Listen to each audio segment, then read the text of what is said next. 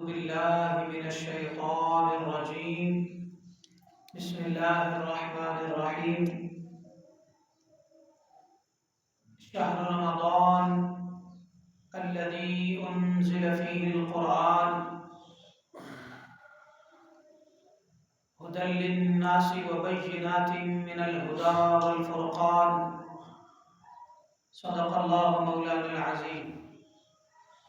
نہایت ہی معزز و مکرم اور محترم پیارے مسلمان بھائیوں، دوستوں، بزرگوں اور قابل صد تکریم سامعین و ناظرین کرام، السلام علیکم ورحمۃ اللہ وبرکاتہ۔ وعلیکم السلام ورحمۃ اللہ وبرکاتہ۔ میں نے آپ کے سامنے دوسرا پارہ سورہ بقرہ کی آیت نمبر 185 کا ایک جز تلاوت کرنے کا شرف حاصل کیا ہے، جس کے تحت میرا آج کا موضوع ہے فضائل و برکات رمضان اور فضائل عبادات۔ اللہ رب العالمین نے ارشاد فرمایا کہ رمضان المبارک کا مہینہ اتنا عظیم ہے، اتنا برکتوں والا ہے، اتنا شان و شوکت والا ہے کہ اس کا ذکر اللہ تعالیٰ نے نام لے کر قرآن مقدس میں بیان کیا۔ سارے مہینے اپنی جگہ پر اچھے ہیں، برکت والے ہیں، ہر ایک کی اپنی فضیلت ہے، مگر ان سارے مہینوں میں سے واحد رمضان ہے کہ جس کا نام لے کر دو جہانوں کے رب نے اس مہینے کو کا ذکر کیا اور اسے یاد کیا۔ نام لیا جانا بڑی اہمیت کا حامل ہوتا ہے۔ جیسے کہ اگر دنیا داری کی مثال لے لے تو گینز بک ہے، وہ ایک کتاب ہے، اس کتاب کے اندر صرف اس بندے یا بندی کا نام، اس مرد یا عورت، لڑکے یا لڑکی کا نام آتا ہے جو ورلڈ ریکارڈ قائم کرے، اس کا نام آتا ہے۔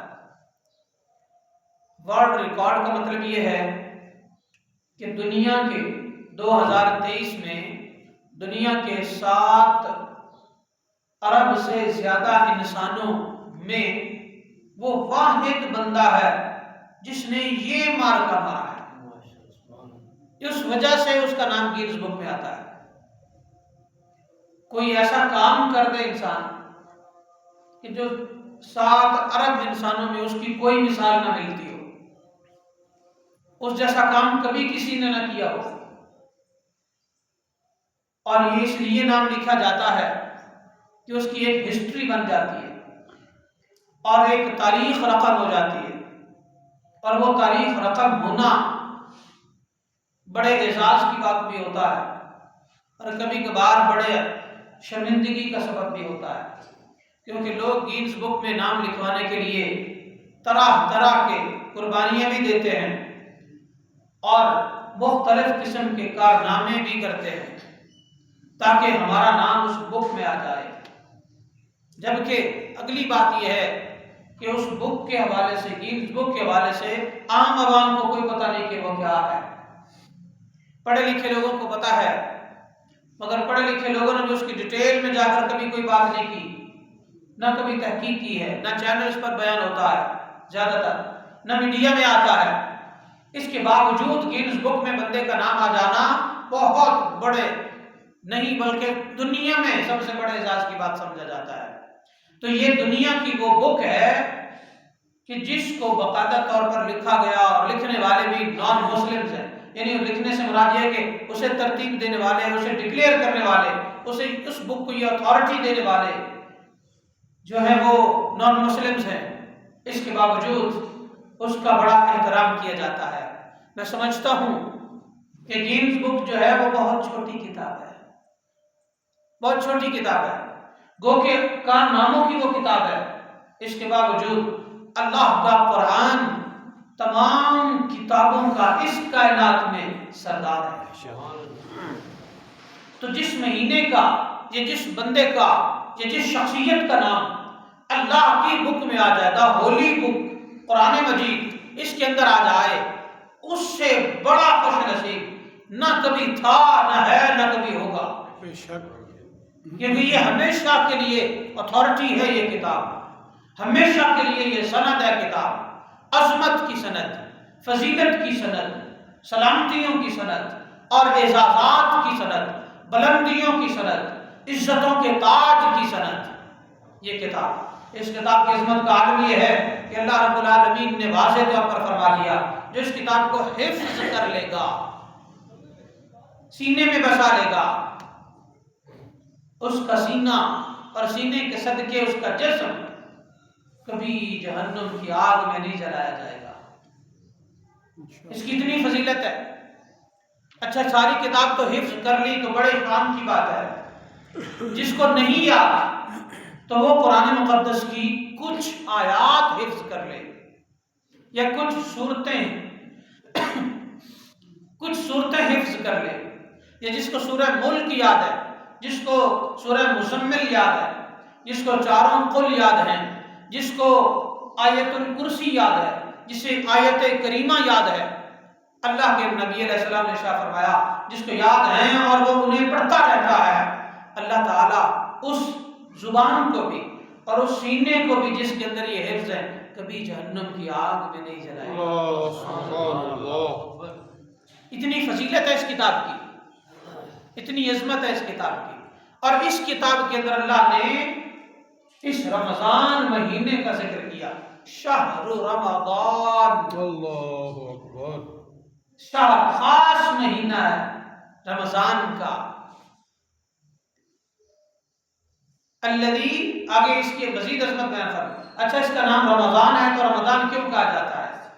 اس کے نام کی وجہ سے بھی، رمض یرمض، رمض یرمض، رمض یرمض، رمض رمض یرمض، یعنی نصر ینصر، ضرب یضرب اور سمع یسمع، یہ تین ابواب ہیں، ان کی وزن پر یہ رمض ہے۔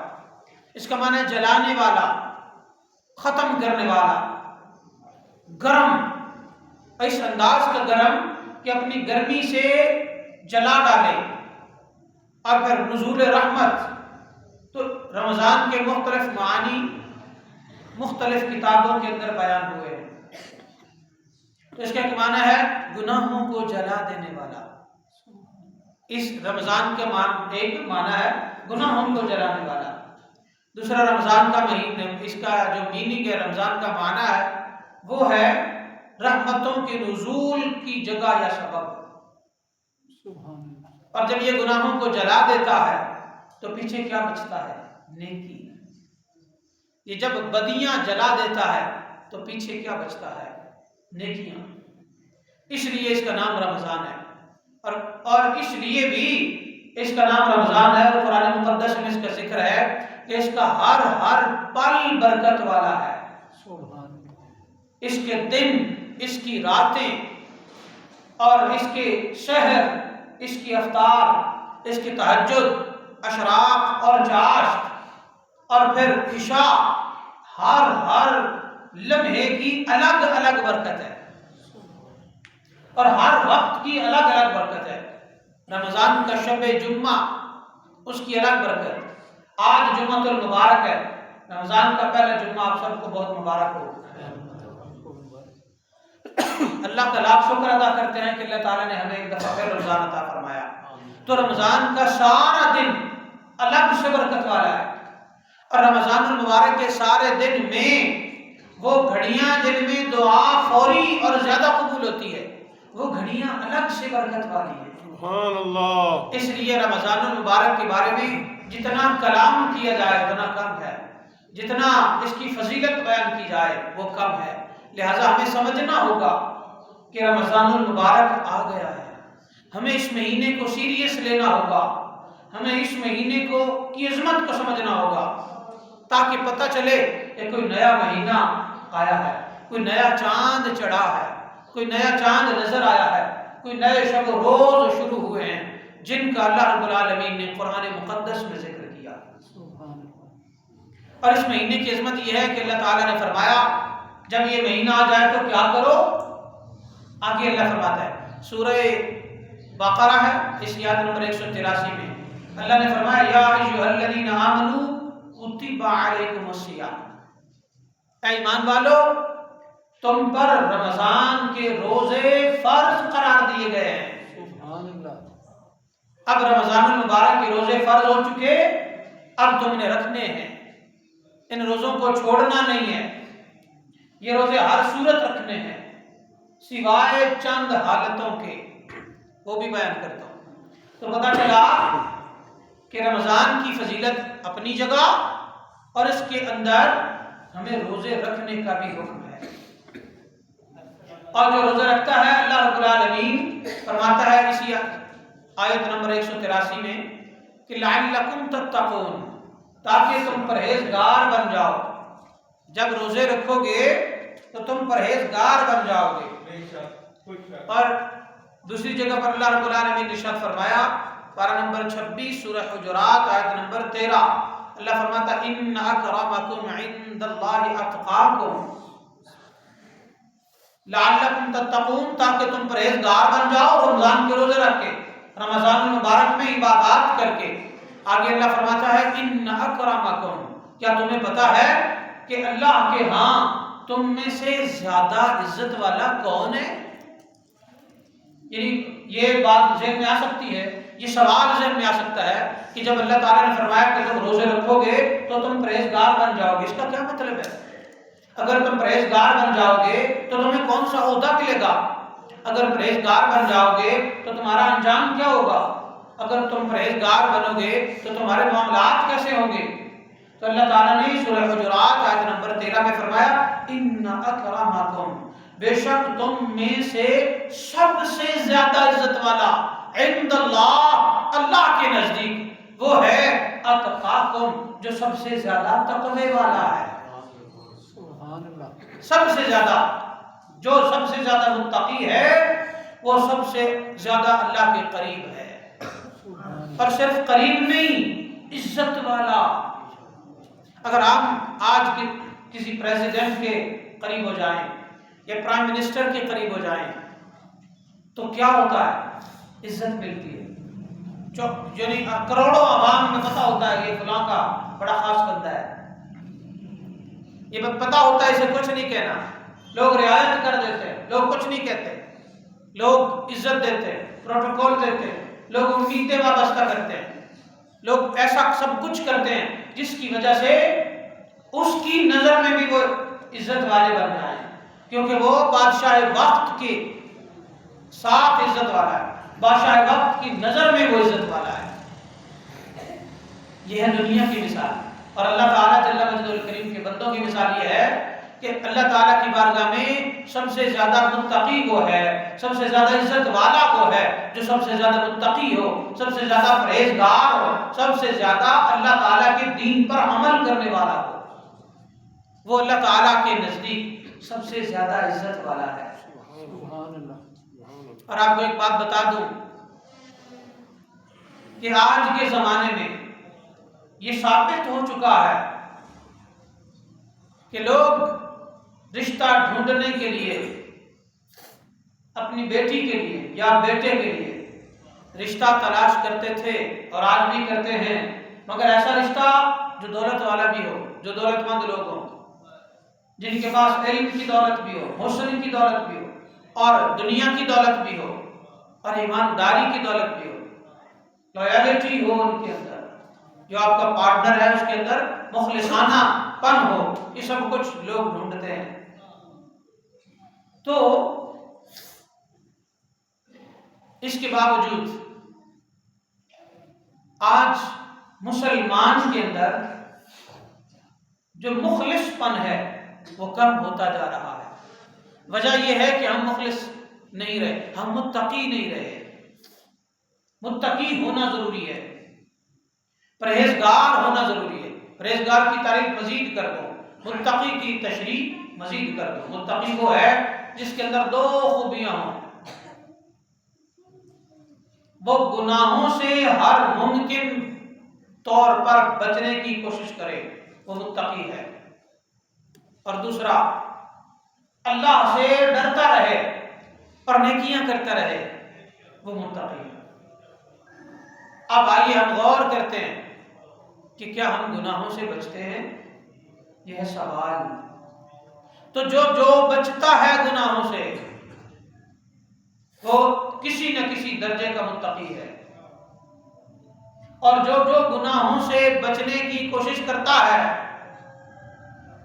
اور اسے پتا ہے کہ یہ گناہ ہے، یہ غلط ہے، اللہ دیکھ رہا ہے، دنیا کو پتہ ہی نہیں، بس اللہ کو پتا ہے، اور اللہ تعالیٰ سے ڈرتے ہوئے گناہ سے بچنے کی کوشش کرتا ہے، تو کسی نہ کسی درجے کا متقی ہے۔ پر اگلی بات یہ ہے کہ آج کے زمانے میں ہمارے نظروں میں، ہمارے معاشرے میں، ہماری سوسائٹی میں گناہ اتنا زیادہ کر دیا گیا کہ ہمیں یہ تمیز ہی نہ رہی کہ گناہ کیا ہے اور نیکی کیا ہے۔ یہ تمیز ختم ہوتی چلی جا رہی ہے۔ گناہ یہ ہے بھی یا نہیں، اس کا امتیاز، اس کا فرق واضح ہونا ضروری ہے، جو ہم پر نہیں ہو پا رہا۔ بطور مثال اگر ہم سوشل میڈیا دیکھتے ہیں، سوشل میڈیا پر ایسی لاتعداد چیزیں ہمیں نظر آتی ہیں جو گناہ ہیں، مگر ہم دیکھ رہے ہیں۔ اسی طرح ٹی وی چینلز کے ڈراماز ہیں، پاکستانی ٹی وی چینلز بھی لے لو، ان میں بھی ایسے ایسے سین ہوتے ہیں کہ جو گناہ ہے، مگر ہم کہتے ہیں ہر جگہ تو ہے، اب ہم کیا کریں۔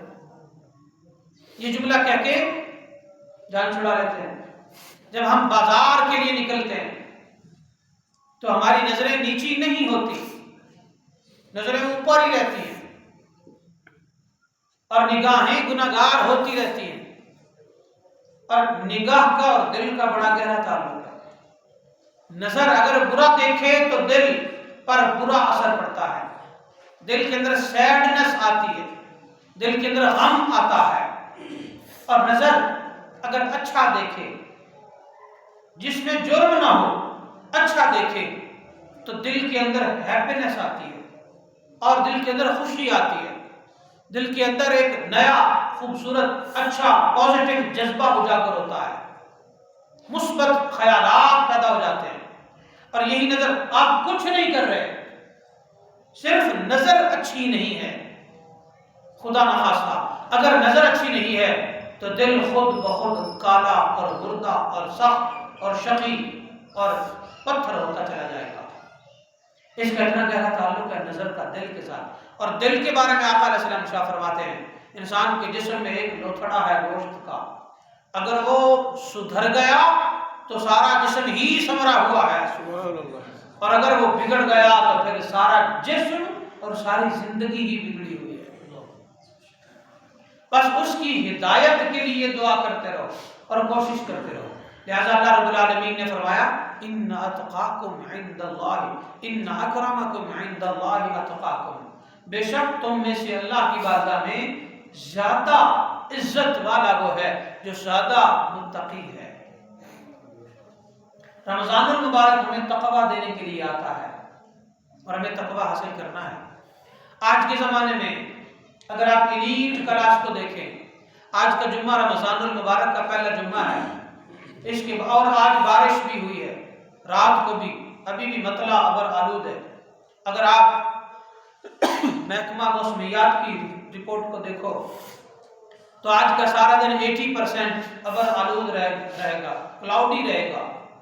تو اس کے باوجود ایلیٹ کلاس میں ایسے ڈھیر سارے لاتعداد لوگ ہیں، مرد بھی اور عورتیں بھی، لڑکے بھی اور لڑکیاں بھی، جو روزہ نہیں رکھتے، انہوں نے روزہ نہیں رکھا ہوا، اور ایسے لوگوں کو ہم آئے دن دیکھتے ہیں۔ اور یہ فیشن چل گیا ہے، یہ فیشن چل گیا ہے کہ وہ رمضان المبارک ہے، لوگوں نے روزہ رکھا ہوا ہے، اور آگے سے یعنی اگر بندہ کو بیٹھا ہے اور آپ اس کے پاس موجود ہیں تو وہ کچھ کھانے پینے لگا ہے اور وہ کہتا ہے کہ بھائی نہ کھاؤ پیو، رمضان ہے، رہنے دو، کچھ تھوڑا سا خیال کر لو۔ تو یہ کہنا فیشن بن گیا، روزے تو غریبوں کا کام ہے، یہ فیشن ہے. روزے رکھنا تو غریبوں کا کام ہے، غریب لوگ روزے رکھتے ہیں. نعوذ باللہ من ذالک. یہ تمہیں کس نے کہہ دیا کہ روزے غریب لوگ رکھتے ہیں؟ اللہ کا قرآن اور اللہ کا اسلام ہر انسان کے لیے لازم ہے کہ وہ اسے تسلیم کرے. اور جس نے کلمہ پڑھ لیا، اب جہاں اللہ کی بارگاہ میں وہ سب سے بڑا متقی ہونے کا عہدیدار ہوگا، وہیں پر اس پر لازم ہے کہ اللہ تعالیٰ کی جو حدود اور قیود اور شرائط اور احکامات ہیں ان پر عمل کرنا اس کے لیے فرض ہوگا. یہی وجہ ہے کہ اللہ نے فرمایا یا ایھا الذین آمنوا کتب علیکم الصیام. کتب بمعنی فرض علیکم الصیام. اے ایمان والو جن کے سروں پر ایمان کے تاج ہیں، اے ایمان والو تم پر رمضان کے روزے فرض ہیں. تم سے مراد کون ہے؟ ایک مزدور بھی اس پر بھی فرض ہے، اور ایک آفیسر بھی اس پر بھی فرض ہے. ایک بیوروکریٹ ہے مسلمان، اس پر بھی فرض ہے.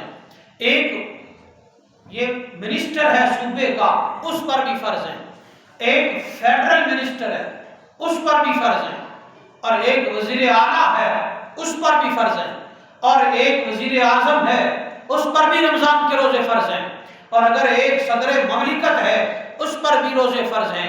اگر ایک چیف آف آرمی اسٹاف ہے اس پر بھی رمضان کے روزے فرض ہیں.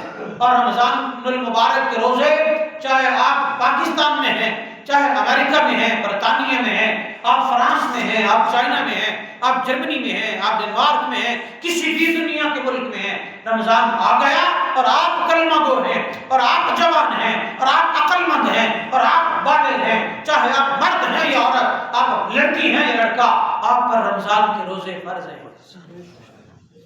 یہ بات ذہن نشین کر لیجئے. اور اس میں اللہ تعالیٰ کی بارگاہ سے کوئی معافی نہیں. اور جو روزے نہیں رکھے گا وہ اللہ تعالیٰ کی بارگاہ کا مجرم ہے، وہ گناہ کبیرہ کا مرتکب ہے. لہذا جتنے بھی لوگ رمضان المبارک کے روزوں کو فیشن کے طور پر لیتے ہیں اور نہیں رکھتے، اکثر ٹی وی چینلز کے جو اینکرز ہیں ان کا بھی یہی حال ہوتا ہے. افطار ٹرانسمیشن ہے، سحر ٹرانسمیشن ہے، بس ہم نے اتنا بولنا ہے، ہم سے نہیں روزہ رکھا جاتا. نعوذ باللہ من ذالک. یہ فیشن ہو گیا، یہ گناہ ہے. روزہ نہ رکھنے والا گناہ گار ہے، روزہ نہ رکھنے والا اللہ کا مجرم ہے. روزہ نہ رکھنے والا انسان، اور یہ ایک تو ہوتا ہے نا روزہ انسان نہیں رکھتا، اوپر سے فیشن ہے یہ کہ روزہ رکھنے والوں کو اس نے گھٹیا سمجھنا ہے، روزہ رکھنے والوں کو اس نے اپنے سے کم تر سمجھنا ہے. حالانکہ ایسی بات نہیں. اللہ کی بارگاہ میں اور مسلمانوں کی بارگاہ میں اور اللہ کے نبی کی بارگاہ میں اور اولیاء کی نظر میں اور نیک لوگوں کی نظر میں وہ انسان گھٹیا ترین ہے جو روزے کی بے عزتی کرتا ہے اور پھر وہ ساتھ ہی ساتھ دار اسلام سے خارج بھی ہو جاتا ہے. جس نے روزے کی بے عزتی کی، اگر وہ شادی شدہ ہے اس کا نکاح ٹوٹ گیا. اگر وہ مسلمان ہے اور روزے کی بے عزتی کرتا ہے اور روزے کی بے ادبی کرتا ہے، اس کا کلمہ اور نیکیاں ختم. اسے چاہیے دوبارہ کلمہ پڑھے، کیونکہ رمضان المبارک کے روزے اللہ نے قرآن میں فرض قرار دیے ہیں. ان کی بے ادبی کرنے کی کسی کو کوئی اجازت نہیں، نہ ہی کسی کو کوئی جرت ہونی چاہیے. اور اگر کوئی کرے گا وہ مسلمان نہیں ہے. یہ قرآن کا فیصلہ ہے. اس لیے یہ فیشن بڑا گندا فیشن ہے. میں نوجوانوں کو یہ کہوں گا، آپ کے ہاں بھی ایسی ڈھیر ساری مخلوق ہوگی، بظاہر انسان ہے، حرکتیں جانوروں والی. یہ جانور والی حرکت ہے کہ آپ کسی کے اصول کا خیال نہ کرو، آپ رولز کا خیال نہ کرو، آپ جو موسم چل رہا ہے اس کا خیال نہ کرو. اور یہ جو جتنے بھی اصول ہوتے ہیں اٹھنے کے، بیٹھنے کے، ملنے، ہر جگہ کے اصول ہیں، ہر جگہ کے. آپ اگر عدالت میں جاتے ہیں اصول الگ ہے، آپ کسی کرکٹ گراؤنڈ میں جاتے ہیں اصول الگ ہیں، مسجد کے اصول الگ ہیں، آپ کے اسکول، کالج اور یونیورسٹی کے اصول الگ ہیں، ہر دفتر کے اصول الگ ہیں، ہر شعبے کے دفتروں کے الگ الگ اصول ہیں. اس کے باوجود اللہ کے موسموں کا بھی اصول ہے. اور رمضان کا موسم یہ ہے کہ اس میں دن کے وقت میں مریض کے لیے اور بیمار کے لیے اور مسافر کے لیے اور وہ وہ مرد یا عورتیں جنہیں اللہ کے قرآن نے روزہ نہ رکھنے کی اجازت دی ہوئی ہے یا روزہ چھوڑنے کی اجازت دی ہوئی ہے، ان کے علاوہ جو روزہ نہیں رکھتا اس پر اللہ کی لعنت بھی ہے اور وہ اللہ تعالیٰ کے اصول بھی توڑتا ہے اور وہ گناہگار بھی ہے اور اسے حقیر نظروں سے دیکھا جانا چاہیے کہ تم روزہ نہیں رکھتے ہو۔ حتیٰ کہ اگر اس طرح کی حرکت کو کرے تو اسے معاشرتی طور پر اس کا بائیکاٹ کیا جانا چاہیے، کیونکہ وہ اللہ تعالیٰ کے جو احکامات ہیں وہ انہیں روند رہا ہے اور ان کی بے ادبی کر رہا ہے۔ اب شریعت کے احکامات مذاق نہیں ہیں، شریعت کے احکامات یہ واضح اصول ہیں کہ جن پر عمل کر کے ہی انسان کامیاب مسلمان ہوتا ہے۔ یہی وجہ ہے کہ اللہ تعالیٰ نے فرمایا ان اکرمکم عند اللہ اتقاکم، بے شک اللہ کی بارگاہ میں تمہارے نزدیک زیادہ عزت والا وہ ہے جو زیادہ متقی ہے۔ یعنی رمضان آ گیا تو وہ روزہ رکھتا ہے اور وہ رمضان المبارک کے شام میں راتوں میں تراویحاں پڑھتا ہے، وہ 5 ٹائم نماز ادا کرتا ہے، وہ روزانہ تلاوت قرآن کرتا ہے اور وہ ہر طرح کی برائیوں سے بچتا ہے، وہ ہے پرہیزگار۔ آئیے اس پر حدیث بھی سناتا ہوں۔ حدیث مبارکہ ہے شعب الایمان حدیث کی کتاب ہے، حدیث نمبر 3638 ہے۔ آقا صلی اللہ تعالیٰ علیہ وسلم نے ارشاد فرمایا، تھوڑی سی حدیث میں نے پچھلے جمعہ میں سنائی تھی، آج مکمل حدیث سناتا ہوں۔ فرمایا اذا کان اول لیلۃ من رمضان، جب رمضان المبارک کی پہلی رات آتی ہے،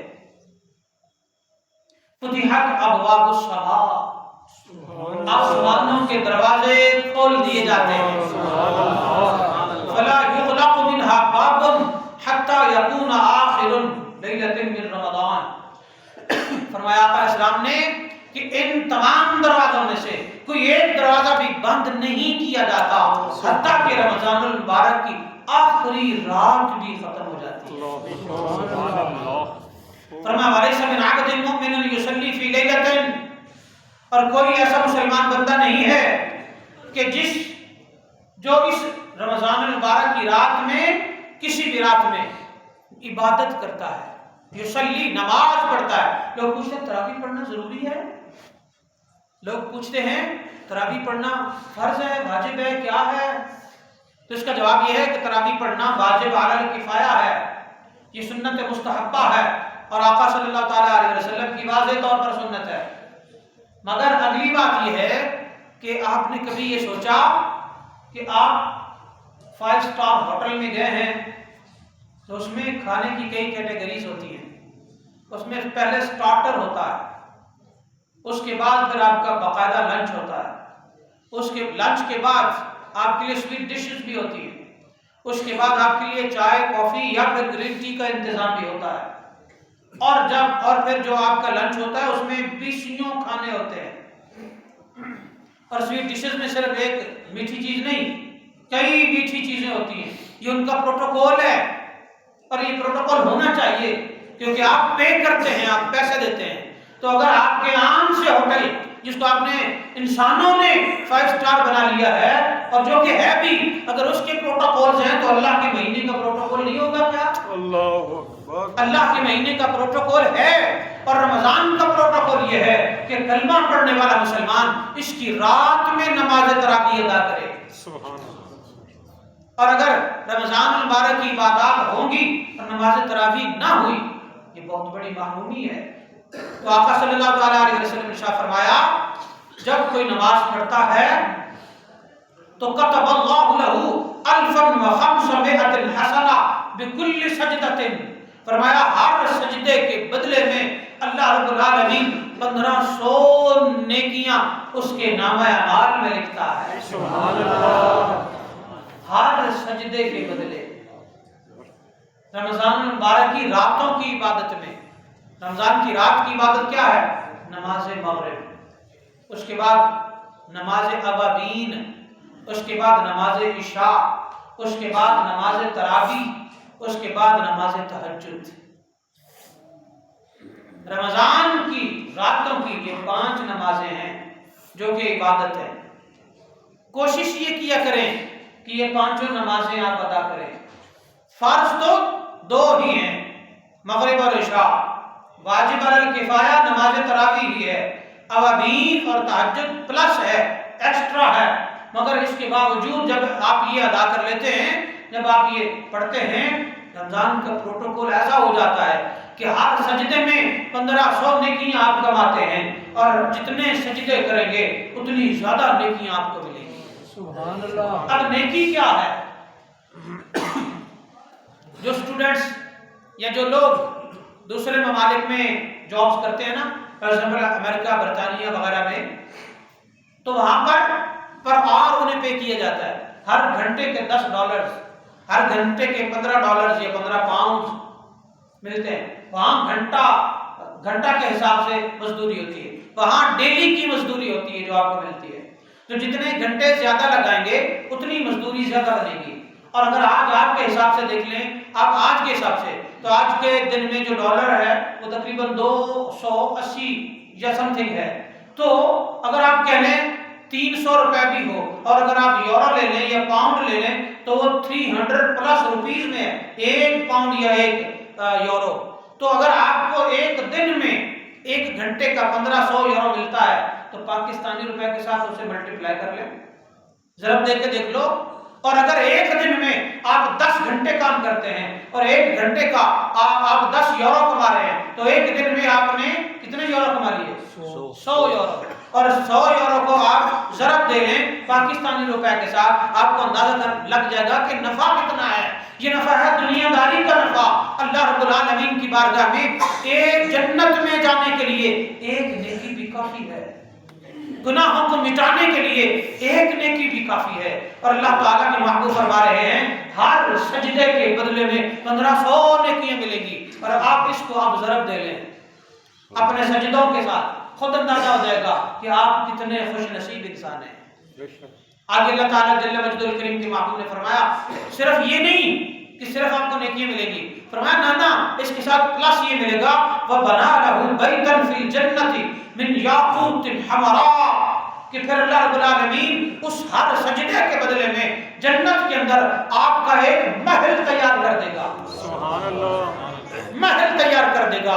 किसके साथ? ईंटों के साथ नहीं, ब्लॉक्स के साथ नहीं, कंक्रीट के साथ नहीं, ये सब छोटी चीजें हैं, ये सब दुनियादारी की चीजें हैं। पत्थरों के साथ नहीं, नहीं, आम पत्थरों के साथ भी नहीं, सुर्ख याकूत के साथ अल्लाह ताला हर जन्नत में बना देगा। हर रात की इबादत के बदले। किसको? कौन है जिसको डीएचए में घर नहीं चाहिए?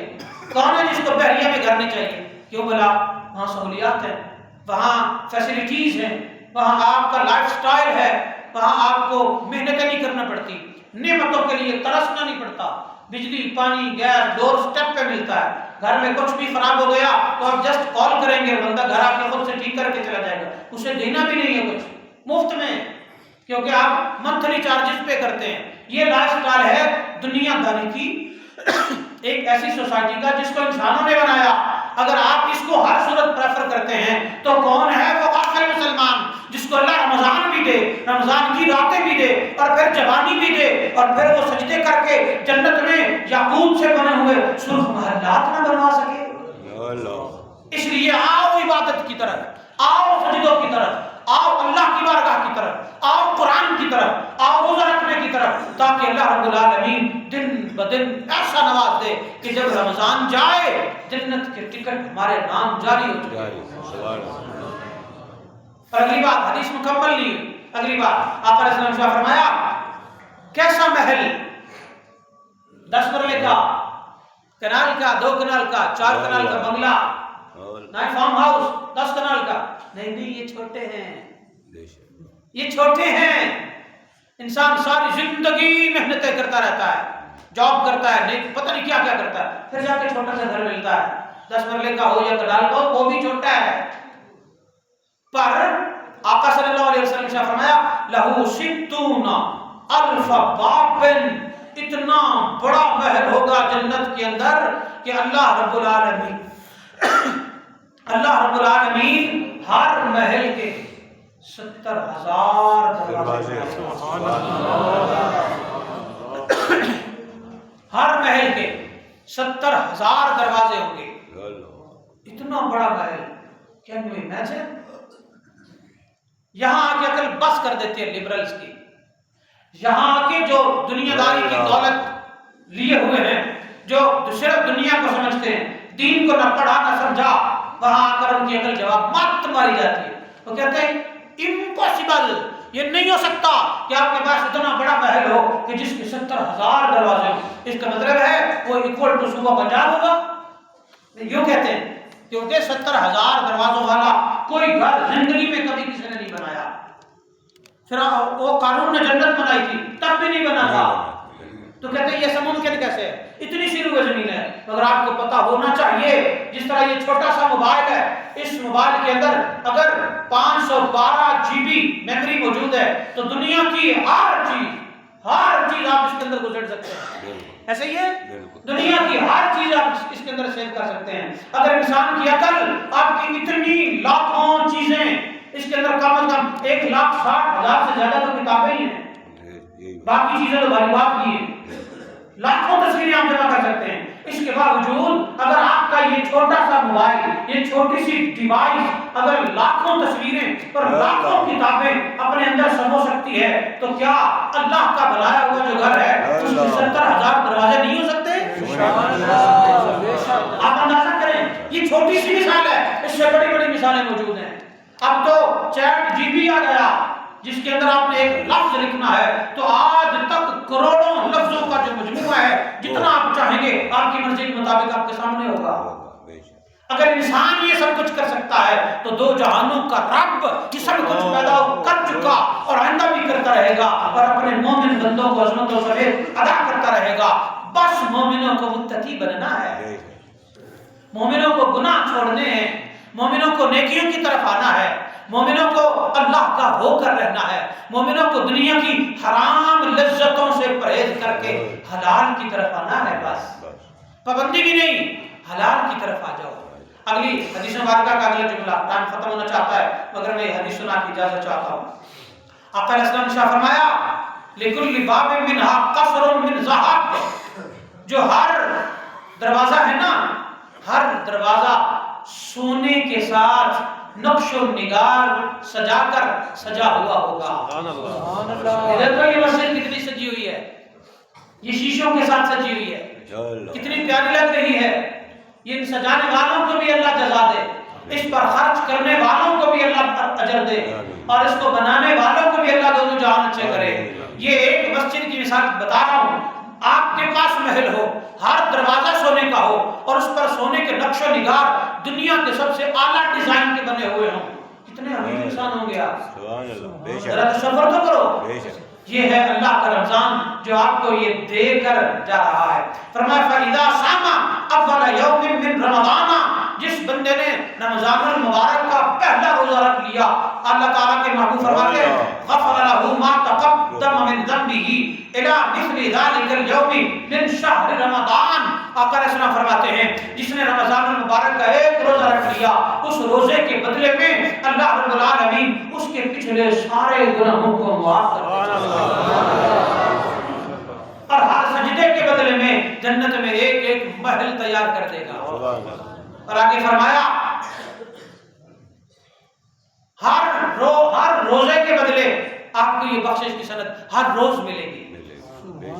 ہر روز آپ روزہ رکھیں, ہر روز افطاری کے ٹائم دعا مانگے, ربا میرا روزہ قبول کر لے, میں نے ریاکاری نہیں کی, میں نے دکھلاوا نہیں کیا, صرف تیری رضا کے لیے رکھا ہے, تو مجھے بھی بخش دے, میرے ماں باپ کو بھی بخش دے, آقا کی امت کو بھی بخش دے, ملک پاکستان کی بھی خیر کر دے, پورے عالم اسلام کی بھی خیر کر دے. اپنے لیے بھی دعا کرنا, دوسروں کے لیے بھی دعا کرنا, اسی وقت سٹیمپ لگ جائے گی, جا تو بخشا ہوا ہے. یہ میں نہیں کہتا, میرے نبی علیہ السلام فرما رہے ہیں. آگے فرمایا واستغفر له كل يوم 70,000 ملك من صلاة الغداة إلى أن تواري بالحجاب. سبحان اللہ, سبحان اللہ. میرے آقا علیہ السلام شاہ فرماتے ہیں جو رمضان المبارک کا ایک روزہ رکھے اور ہر روز روزہ رکھے تو ایک روزے کے بدلے میں اللہ تعالیٰ 70,000 فرشتوں کی ڈیوٹی لگا دیتا ہے کہ وہ روزے دار کے لیے بخشش کی دعا کرتے ہیں. اور یہ تب تک جاری رہے گا جب تک رمضان المبارک کا آخری روزے کی افطار نہیں ہو جاتی. اور آگے فرمایا وَكَانَ لَهُ بِكُلِّ سَجْدَةٍ يَسْجُدُهَا، اور 70,000 فرشتے ہر سجدے کے بدلے میں، دن کے اور رات کے ہر سجدے کے بدلے میں 70,000 فرشتے آپ کے لیے بھی سجدہ کریں گے. سبحان اللہ. سبحان اللہ. اور آگے فرمایا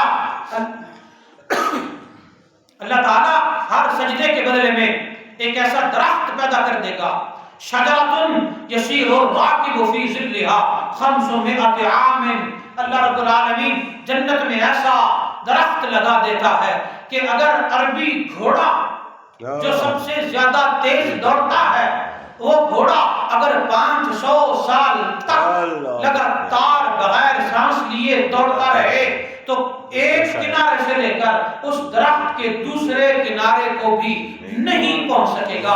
اور ایسے 70,000 درخت آپ کے لیے ہر روزے کے بدلے میں جنت میں اللہ تعالیٰ لکھ دیتا ہے. آپ کہیں گے گورنمنٹ آف پاکستان نے اعلان کیا تھا کہ ہم 1 ارب درخت لگائیں گے، انہوں نے تو پتہ نہیں 10 کروڑ بھی لگائے ہیں یا نہیں. یہ 70,000 اگر ہر روزے کے بدلے میں ہیں تو اتنی بڑی جنت اللہ کے پاس ہوگی. یس ہوگی. آپ کی عقل ختم ہو جائے گی، اللہ کی جنت کا بھی تو آغاز ہو رہا ہوگا.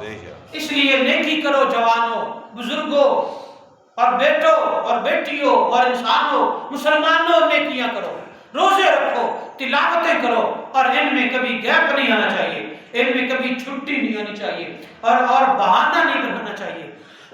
ہاں اللہ تعالیٰ فرماتا ہے جو مریض ہے اور اسے ڈاکٹر کہہ دے کہ روزہ رکھے گا تو بیماری بڑھ جائے گی، وہ بے شک نہ رکھے. جو شوگر کا اس حد تک مریض ہے، اس حد تک مریض ہے کہ اگر شوگر روزے کے دوران شوگر اتنی زیادہ ہائی ہو گئے یا لو ہو گئی کہ اس کے مر جانے کا ڈر ہے، اور ڈاکٹر سجیسٹ کرتا ہے اور کہتا ہے کہ روزہ نہ رکھو، تو اس کے لیے اجازت ہے کہ وہ روزہ نہ رکھے. اسی طرح مسافر کے لیے، ایک مسافر 92 کلومیٹر اگر سفر کرتا ہے، چاہے وہ جہاز پہ، چاہے گاڑی پہ، چاہے پیدل، جیسے بھی سفر کرتا ہے، تکلیف میں ہے یا آسانی میں، یہ آسانی اللہ دے چکا. اب اگر آپ روزہ نہیں رکھنا چاہتے تو آپ روزہ نہیں رکھ سکتے، یعنی نہ رکھیں. اگر نہیں رکھیں گے تو گناہگار نہیں ہوں گے، رکھیں گے. سفر بھی ہے، رمضان بھی ہے اور روزہ بھی ہے، تو کس کا دل کرتا ہے کہ جناب رمضان المبارک میں ملنے والی بخشش کی سٹیپ جو ہے اسے چھوڑ دے؟ اسے لے لو، اور اگر جہاں تک ممکن ہو سکے تو اپنے آپ کو بخش رحموں میں شامل کروا لو. میں نے ایک آیت کا جز اور ایک حدیث آپ کو سنائی ہے، ابھی کافی مواد باقی تھا، کبھی اللہ نے چاہا تو پھر سے انشاءاللہ اللہ رب العالمین رمضان المبارک کے سحر سے لے کر افطار تک، افطار سے لے کر سحر تک دن رات ہمیں عبادتیں کرنا نصیب کرے اور ساری عبادتیں قبول کرے. آمین. وما علینا الا البلاغ.